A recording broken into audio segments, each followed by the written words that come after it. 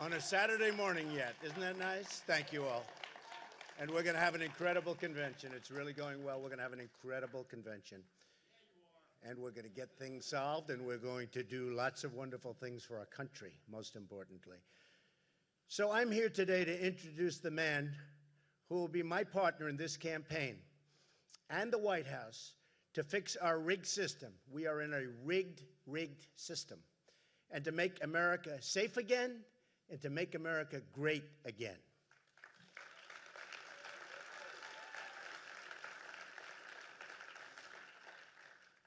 I want to also address the Islamic terror attack in France. We've witnessed horror beyond belief, no matter where you look, and now it's happening more and more, and it's never going to stop. We need new leadership. We need new thinking. We need strength. We need, in our country, law and order. And if I'm elected president, that will happen.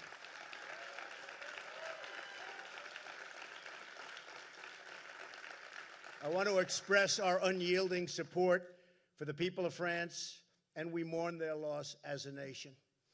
And as far as Turkey is concerned, so many friends in Turkey, great people, amazing people. We wish them well. It looks like they're resolving the difficulty, but we wish them well. A lot of anguish last night, but hopefully it'll all work out. Now, as hopefully the next president of the United States, I want to refer back to what's happened over the years. The Middle East today is more unstable than ever before. Never been like this, out of control. After 4 years of Clinton, who really led the way, and led Obama down a horrible path, because I don't even think he could have made these decisions so badly. She led him right down a horrible path. He didn't know what he was doing. Iraq, Syria, all into chaos. And Iran is on a path to nuclear weapons. And on top of that, we gave them back $150 billion, and we didn't get our hostages until the end. Now we're seeing unrest in Turkey, a further demonstration of the failures of Obama-Clinton. You just have to look. Every single thing they touched has turned to horrible, horrible, death-defying problems. We also need to bring back, in this country, because we see what happened, our industry, our manufacturing, our jobs. They've been taken away like we're babies, taken away. And we're going to bring them back. I found the leader who will help us deliver a safe society and a prosperous, really prosperous society for all Americans. Indiana Governor Mike Pence was my first choice.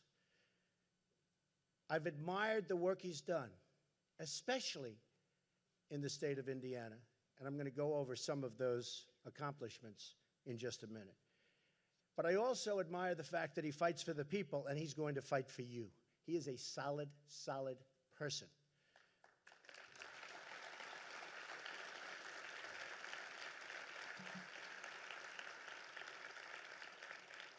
Governor Pence served Indiana with distinction in Congress.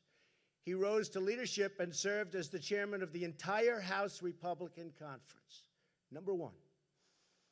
He's really got the skills of a highly talented executive, leading the state of Indiana to jobs, growth, and opportunity, in spite of the relentless obstacles put in his way and every state's way by the Obama administration. It's horrible out there. High taxes and regulations, and it's out of control. Mike Pence is a man of honor, character, and honesty. We know that. Hillary Clinton is the embodiment of corruption. She's a corrupt person. What she's done with her emails, what she's done with so many things, and I see the ads up all the time, the ads. She's totally bought and paid for by Wall Street, the special interests, the lobbyists, 100%. She's crooked Hillary.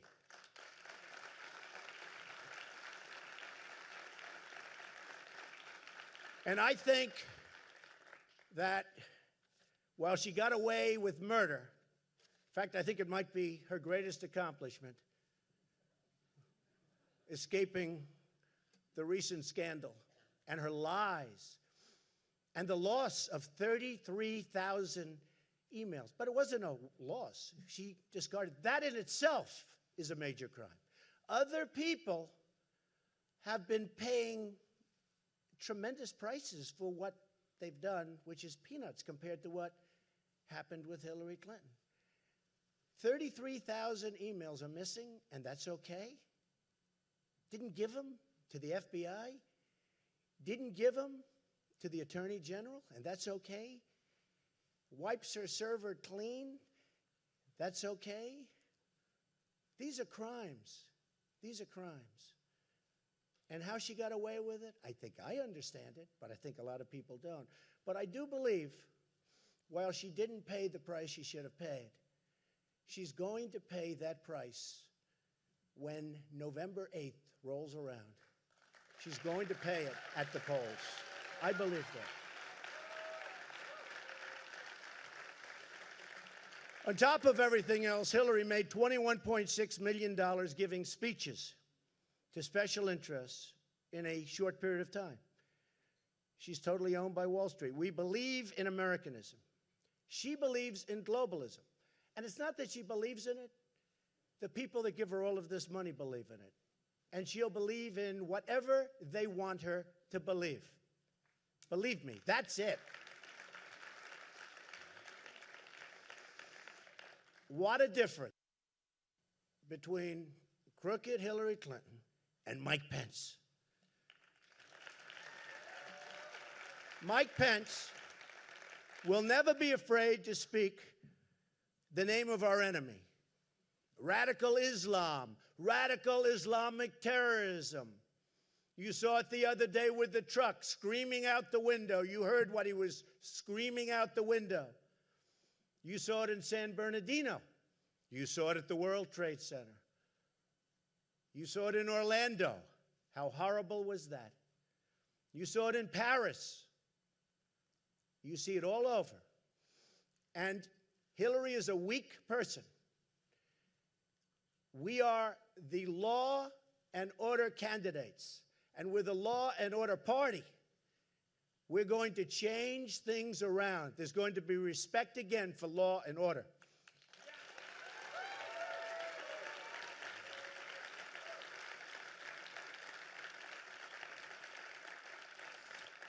Hillary Clinton's foreign policy helped launch ISIS. You know, she's talking. I see the ads she puts on. If I make one statement, which is fine, she'll take that statement and put on a totally dishonest ad, because she's got a lot of money, because it's given to her by the lobbyists and by the special interests. She's got a lot of money. But I see the ads on foreign policy. She's talking about Donald Trump doesn't have foreign policy experience. Of course not. I've been a very, very, very successful business person. I mean, but if you look at my calls, I said, don't go into Iraq. Nobody cared because I was a business person. I was a civilian. Take the oil. Many, many calls I've made. You take a look. I said that in Scotland and in the UK, that was going to happen. I was the one that predicted it. And everybody said, he's wrong, he's wrong.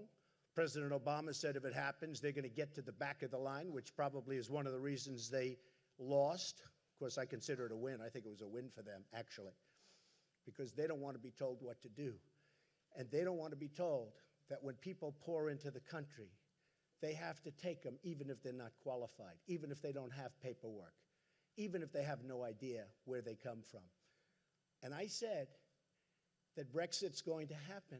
I said that they are going to break away, and everybody laughed at me. And the odds were 20%. And then when it happened, she took an ad saying, oh, Donald Trump said this or that.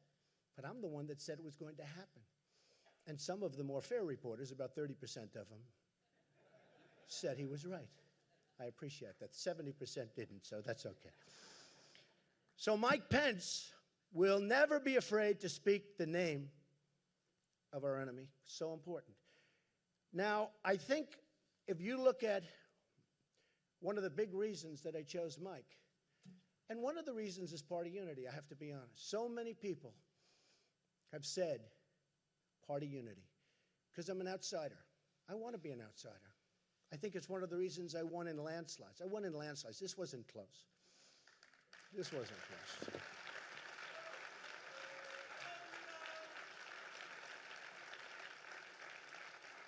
No, this wasn't close. This was in the history of the Republican Party, history, with 17 people running. You have to understand. Other people ran against 1, 2, and 3. With 17, we got, I say we because I'm the messenger. I'm a messenger. I'm doing a good job, but I'm a messenger. We got almost 14 million votes. That's more than any other person in the history of the Republican Party in the primary system running for president.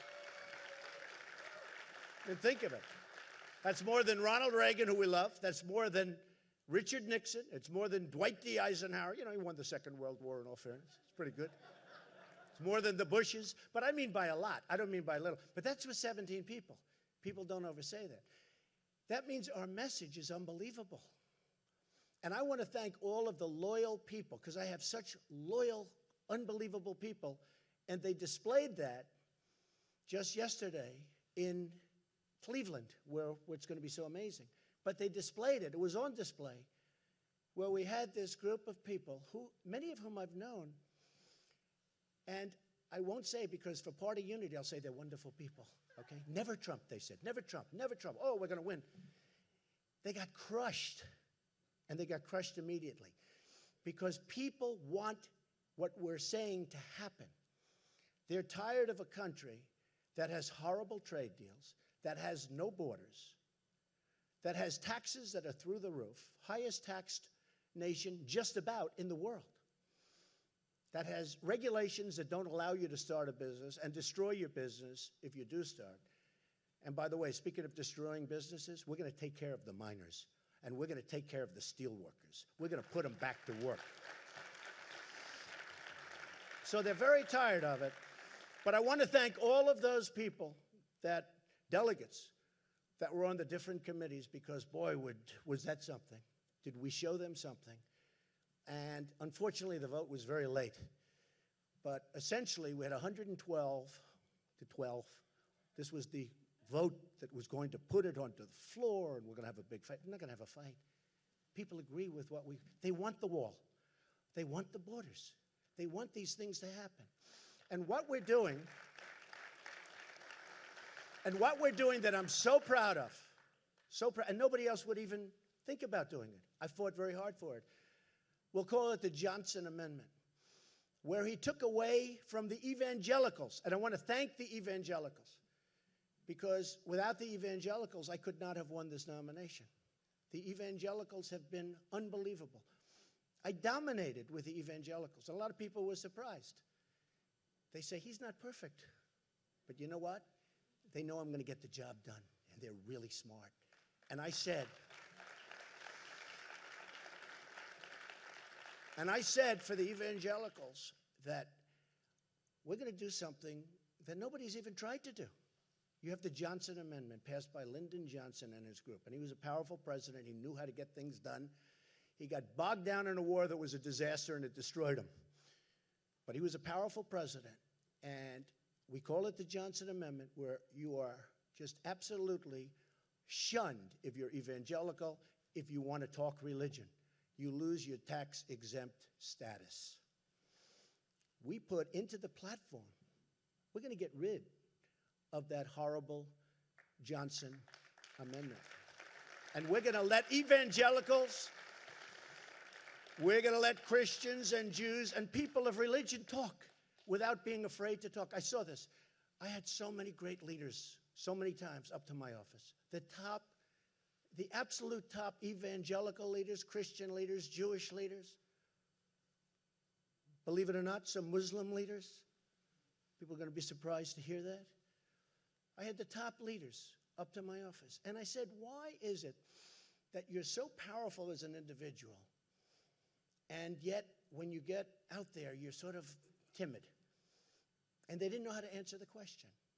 And it took 2-3 meetings before I figured it out. one great gentleman that everybody knows, but whose name I will not reveal, said, Mr. Trump, we live in fear in our churches and our synagogues. We live in fear that we're going to lose our tax-exempt status if we say anything that's even slightly political. And I looked out the window. I was in Trump Tower, and I pointed to people walking down the street.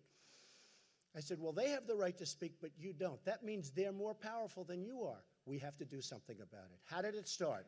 How did it start? And they said it started because of Lyndon Johnson, and he actually had a problem in Texas with a certain religious leader, and he did this, and he got it done. And we're going to undo it so that religious leaders in this country and those unbelievable people, and not because they backed me in such large numbers, but so that religion can again have a voice, because religion's voice has been taken away, and we're going to change that, okay? All right. Back to Mike Pence. So one of the primary reasons I chose Mike was I looked at Indiana, and I won Indiana big. Remember, Indiana was going to be the firewall. That's where Trump was going down. They agreed I'd win New York, I'd win Pennsylvania, I'd win all these places. But Indiana was going to be the firewall. So I got to study Indiana, and I got to study New York and a lot of other places, and I saw how NAFTA, signed by Bill Clinton, has drained our manufacturing jobs. Just drained us like we've never been drained before. NAFTA, again, signed by Bill Clinton. NAFTA is the worst economic deal in the history of our country. Manufacturing down in some states 55, 60%. It's a horror show, moving to Mexico, moving to other places. I have a friend who's a great builder. What he builds is plants. That's all he does is build plants. He doesn't build buildings. He builds plants. It's the biggest in the world, from what I hear. I said, how's business? I was with him the other day. How's business? He goes, unbelievable. I said, really? Wow, I'm surprised. Why is it unbelievable? Because I think of him as building in this country. He said, Donald, what we're doing in Mexico, you won't believe. I said, what do you mean? He said, we're building plants in Mexico, the likes of which we've never seen. I said, what about this country? Not much. Not much. That's the expression. He said exactly that. Not much. I said, but Mexico? He said, you've never seen anything like it. It's incredible. Folks, that's going to stop. We're going to go reverse it. We're going to bring our jobs back to this country. We can't be the stupid people anymore. Okay? And he was better than a pollster. He's better than a consultant. I'd say, how are we doing? And you get a big report that costs you millions of dollars. Doesn't cost me millions. Me, I give him $10,000, okay? Costs other people millions. Costs other campaigns millions to get a report. Every time they get a report, it's millions. But I'll tell you what, a guy like this is better than anybody you can hire to do a report. And he said it. He didn't say it from the standpoint of he's upset about it. Just fact. How are we doing? Unbelievable in Mexico. In fact, he actually said, I've never, ever seen anything like it. And if you look, Ford is building massive plants there instead of Michigan. We want them to build them in Michigan. They're going to build them in Michigan. And you know that I know how to do that. So easy. So easy. But they're not going to do, and they're not going to take advantage of us without retribution. There are consequences when you fire thousands of people and move to another country and then think you're going to make your product and sell it in here. There are consequences. And those consequences are going to keep companies in our country. It's very simple. And everybody here knows what the consequences are. But I won't say that because I'm much more interested right now in Mike. Indiana's unemployment rate, and this is the primary reason I wanted Mike, other than he looks very good, other than he's got an incredible family, incredible wife and family. Karen is amazing. Incredible family. Highly respected, expected to go for another 4 years. He would have won, I think, very easily in Indiana. Indiana, their unemployment rate has fallen when he was there, when he started, 8.4% when he was governor, when he took over, to less than 5% in May of 2016. Since January 2013, Indiana's labor force has increased by more than 186,000 jobs. You have to understand, I've gone around to all these states. I've gone to all of them. And every time I have statisticians, I say, give me the stats on a state. And it's always bad. Down, down, down. Down 40%, 50%, 60% in some cases. Here's somebody where it's gone up. Private sector job growth is up by more than 147,000 jobs since 2013. That's like very unusual. Governor Pence balanced the budget. Can you imagine a balanced budget? Our budget's so out of whack in this country, we don't know what we're doing. We're going to owe very soon $21 trillion. He balanced the budget. They don't know what that means. Governor Pence balanced the budget, produced a surplus, and maintains a $2 billion reserve fund in the state of Indiana. It's also rated AAA. Their bonds are rated AAA. Very few states have that. AAA. The best. That's as good as you can get. Whether you're a company, a state, AAA. Indiana was recently recognized by Chief Executive Magazine as the #1 state in the Midwest for business. #1. And it's not even close. There are approximately 34,000 fewer Hoosiers on unemployment insurance now than they were when Mike Pence took office. So you have fewer Hoosiers, fewer people from Indiana. Besides that, Bobby Knight, my friend who really did help me. I mean, if you want to reference Bobby Knight in Indiana, we love Bobby Knight. But he agrees with everything I'm saying. He loves the governor. Indiana has the second lowest unemployment rate in the nation. For veterans, where nobody's fighting for the veterans like I'm fighting for the veterans. The veterans have been left behind. If you remember a few months ago, Hillary Clinton said, they're doing much better. The VA's much better. They're doing a much better job than people give it credit for. People are dying online waiting for 5-6 days for doctors. People are dying, they can't even see a doctor. It's a scandal. Take a look at what's happening with the VA in Arizona. Take a look at what's happening with, just the Veterans Administration hospitals. It's a scandal. It's corrupt. It's incompetent. It's a scandal. And Hillary Clinton thought it was just fine. And boy, am I going to win big with the veterans. I mean, we know that for a fact. So it's now 2.4% for veterans. In 2013, when Mike Pence took office, the rate for veterans was 6.7. It was 31st in the nation, one of the bad ones. And now it's almost the best. Got them jobs. Got them jobs. Indianapolis is ranked second in top 10 metro areas for young college graduates. That's a great thing. They're going to stay there. That's a great thing. And Mike worked hard on that. He was telling me that was not easy. Under Governor Pence's leadership, Indiana enacted the largest K-12 education funding increase in the state's history. So you're balancing budgets, and yet you're giving more money to education. Isn't that a great thing?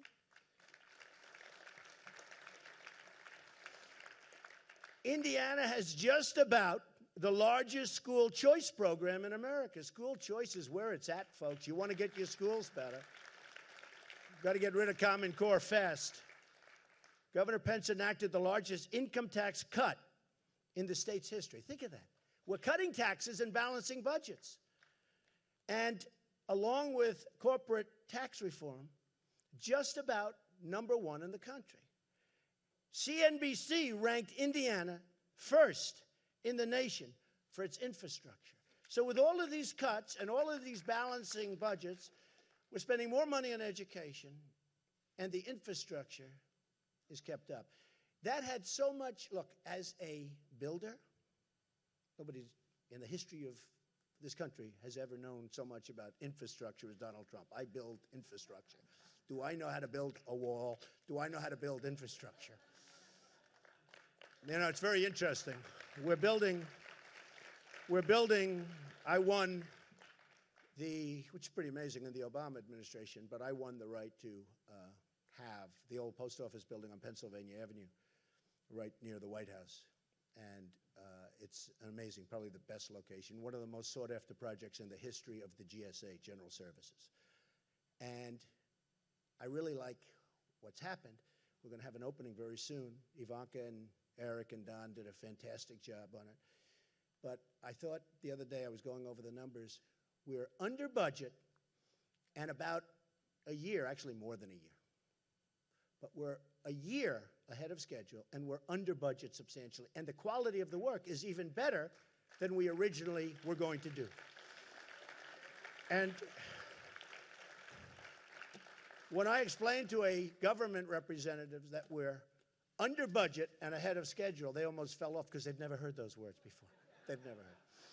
So when I see what happened to Indiana, which was having tremendous problems, when I see what happened to Indiana under Mike's work, also his predecessor did a great job, by the way, great job, who's now at Duke, who's now at Purdue. When I see what happened with respect to the numbers, the state, and everything else, that to me was probably the single most important point, because it's something that hasn't happened, almost has not happened in this whole country. The turnaround and the strength of Indiana has been incredible. And I learned that when I campaigned there. And I learned that when I won that state in a landslide. And I learned that when Governor Pence, under tremendous pressure from establishment people, endorsed somebody else, but it was more of an endorsement for me, if you remember. He talked about Trump. Then he talked about Ted, who's a good guy, by the way, who's going to be speaking at the convention. Ted Cruz, good guy. But he talked about Trump, Ted, then he went back to Trump. I said, who did he endorse? So even though he was under pressure, because I'm so, outside of the establishment, it was the single greatest non-endorsement I've ever had in my life, okay? I will tell you. So with that, I would like to introduce a man who I truly believe will be outstanding in every way and will be the next Vice President of the United States, Governor Mike Pence. Thank you. Thank you, everybody. Thank you.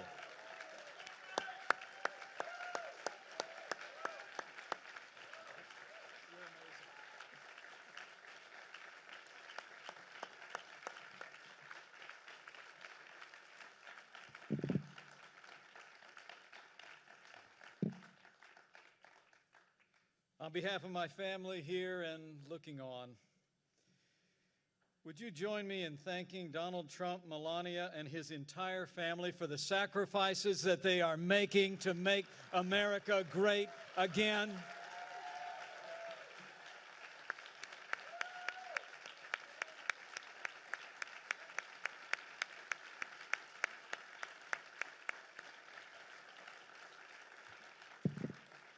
And I thank Donald Trump for the confidence you've placed in us. And I accept your invitation to run and serve as Vice President of the United States of America.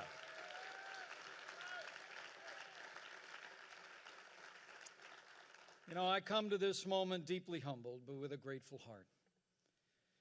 Grateful to God for his amazing grace. Grateful to my wonderful wife, Karen, and our three incredible kids, Michael, Charlotte, and Audrey. And grateful to this builder, this fighter, this patriotic American who has set aside a legendary career in business to build a stronger America, Donald J. Trump. And let me say, having had the privilege to spend time with this man and his family out of the limelight, I know what all of America will soon know even better. These are good people. Donald Trump is a good man, and he will make a great president of the United States of America.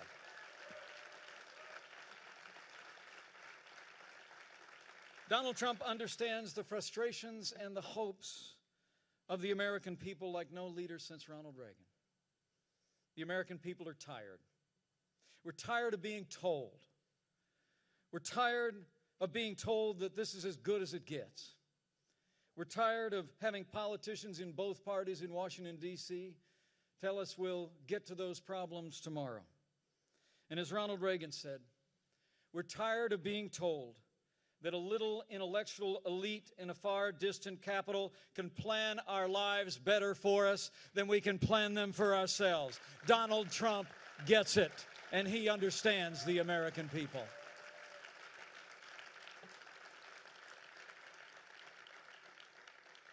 I truly am deeply humbled to be at his side today. And when I got this call last Wednesday, I could only think of that ancient question. Who am I, O Lord? And who is my family that you have brought us this far? So let me try and answer that question for a few minutes. Now, people who know me well know I'm a pretty basic guy. I'm a Christian, a conservative, and a Republican in that order.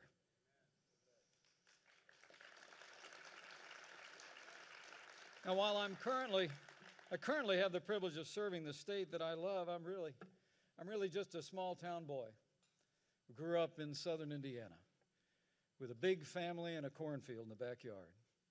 Like Donald Trump, my grandfather immigrated to this country. And in many ways, I grew up with a front row seat to the American dream. I watched my mom and dad build everything that matters: a family, a business, and a good name. The heroes of my youth were John F. Kennedy and the Reverend Dr. Martin Luther King, Jr. I actually started in politics in the other party. But when I came of age, I was inspired by the ideals and the eloquence of our 40th president, and I became a Republican. The most important thing in my life was that 31 years ago, I married the girl of my dreams, Karen Pence, who will make a great second lady of the United States of America.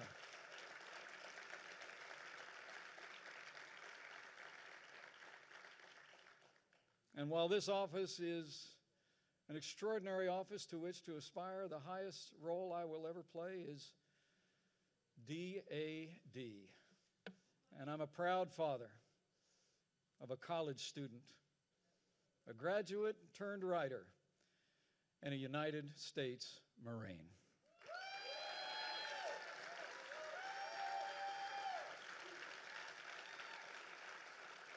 You know, my career, I ran for Congress before the Republican Revolution, led by Newt Gingrich in 1994. I wasn't successful.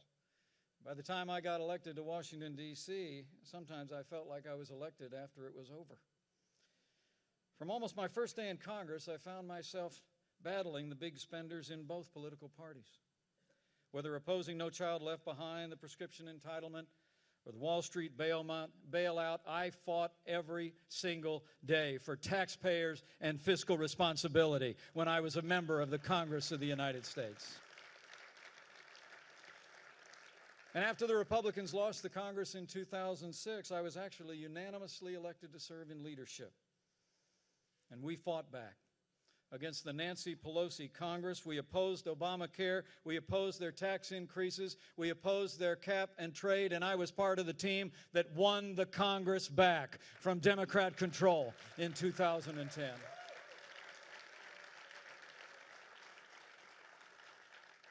And all that happened before I went back home again to Indiana. But I want to say I answered this call for two reasons. First, because I know from firsthand experience that strong Republican leadership can bring about real change, just like we've seen in the Hoosier State. And secondly, because Hillary Clinton must never become President of the United States of America.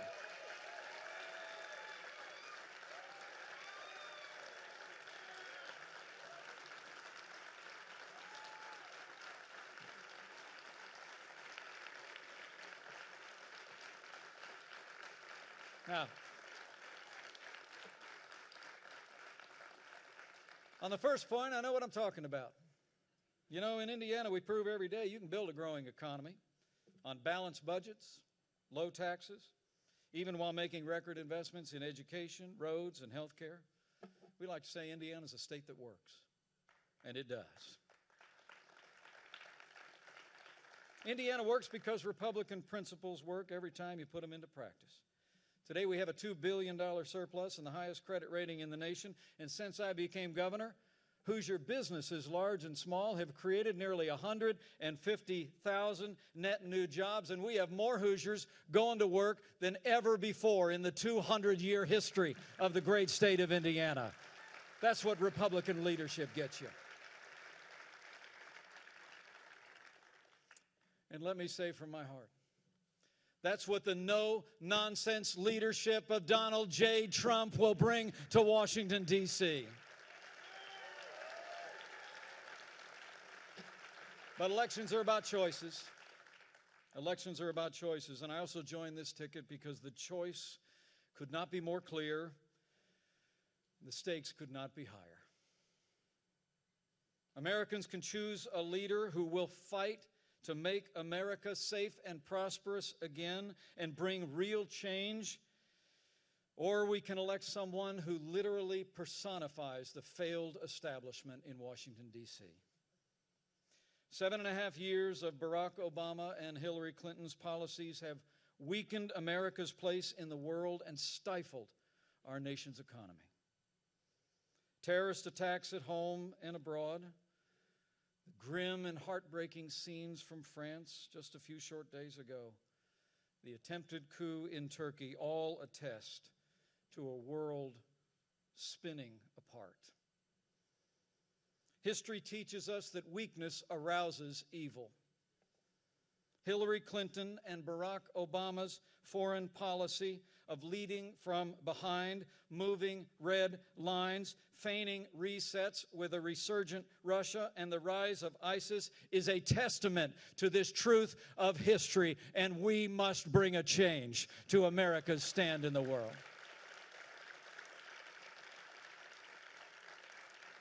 We cannot have 4 more years apologizing to our enemies and abandoning our friends.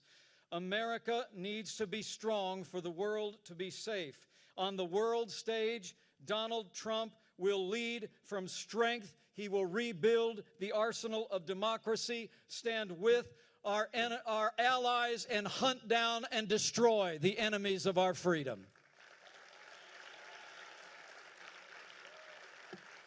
And at home, the choice is just as clear. Where Donald Trump wants to cut taxes, Hillary Clinton plans to raise taxes on working families, small businesses, and family farms. Where Donald Trump is committed to repeal Obamacare, lock, stock, and barrel, Hillary Clinton looks at Obamacare as a good start and wants to take Bernie Sanders' path down to single-payer socialized medicine. Where Donald Trump supports an all-of-the-above strategy and will end the war on coal, Hillary Clinton actually promised an energy plan that would close American coal mines and put coal miners out of work. Where Donald Trump wants to build a wall and temporarily suspend immigration from countries compromised by terrorism, Hillary Clinton plans to ignore the Supreme Court, reimpose executive amnesty, and would increase our refugee program by more than 500%. And where Donald Trump will appoint justices like the late Antonin Scalia, who will uphold our Constitution, Hillary Clinton will appoint Supreme Court justices who will legislate from the bench, abandon the sanctity of life, and rewrite our Second Amendment. To every American who shares our convictions, I say to you, join us. For the sake of our security, for the sake of our prosperity, for the sake of a Supreme Court that will never turn its back on our God-given liberties, let's come together as a party and a people and a movement to make America great again, and that day begins when Donald Trump becomes the 45th President of the United States of America. Thank you for the honor. Thank you for your support, and God bless the United States of America.